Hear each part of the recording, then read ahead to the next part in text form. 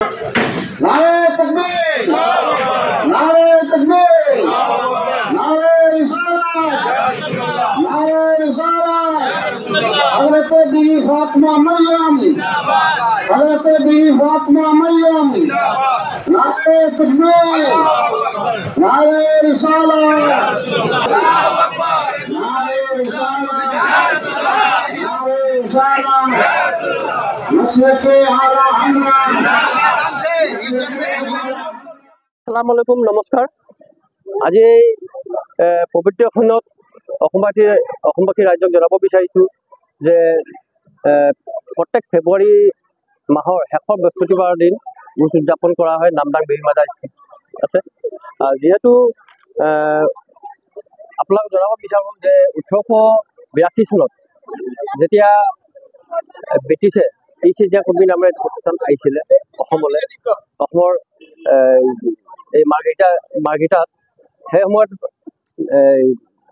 ভাৰতবৰ্ষৰ বিভিন্ন প্ৰান্তৰ পৰা শ্ৰমিকসকলক অনা হৈছিলে কামৰ যোগেদি। সেই শ্ৰমিকসকলৰ ভিতৰতে আছিলে আপোনাৰ চৈয়দ বংশৰ যিগৰাকী কন্যা, তেখেত প্ৰায় 7 বছৰৰ আছিলে সেই সময়ত, আৰু তেখেতৰ মৃত্যুৰ পিছত নামদাং অৱস্থানতে ইয়াত খবৰ দিয়া হয়।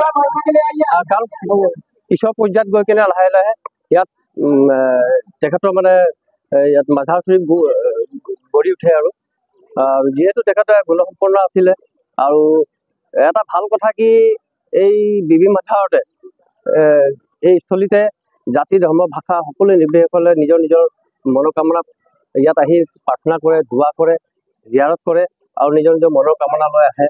আৰু যিহেতু ইয়াত এটা ভাল মেছেজ মানে ৰাইজলৈ যায়, যিহেতু ইয়াত সকলোৱে এটা ইউনিটিৰ ভাৱ মানে যে জাতি ধৰ্ম ইয়াতে এটা ধৰ্ম এটা মানে স্থান বুলি ক'বলৈ হয়, যিটো ঠাই মাৰ্ঘেৰিটা নামদাং মাজাৰ। আৰু আজি এই উৰুচলৈ অহা সকলো জাতি ধৰ্ম ভাষাক মই কমিটিৰ হৈ কেনে আন্তৰিক ধন্যবাদ জ্ঞাপন কৰিছোঁ যে সকলোৱে সঁহাৰি জনাইছে, ইয়াৰ বাবে ধন্যবাদ জনাইছোঁ।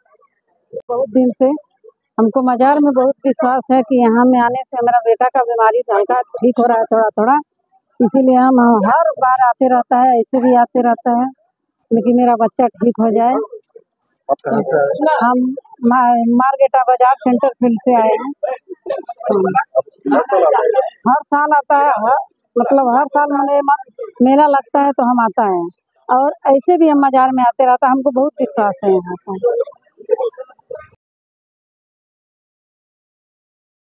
নমস্কাৰ, মই অনুপম শইকীয়া। অসমৰ কাৰণে এটা সুন্দৰ খবৰ যে অসমৰ সংবাদ মাধ্যমত আৰু এটি ছেটেলাইট চেনেলে ইতিমধ্যে খোজ পেলাবলৈ লৈছে। গতিকে সেই চেনেলটি হৈছে এনি ভাৰত 24। মোৰ অফুৰন্ত শুভেচ্ছা জ্ঞাপন কৰিছোঁ, আৰু সকলোৱে এই চেনেলটি আঁকোৱালি ল'ব, মৰম দিব, তাকেই কামনা কৰিছোঁ। থেংক ইউ ছ' মাছ।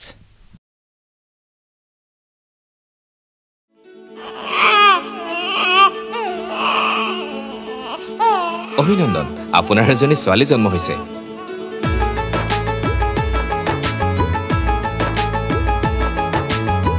লাহি পাহি এজনী পৰি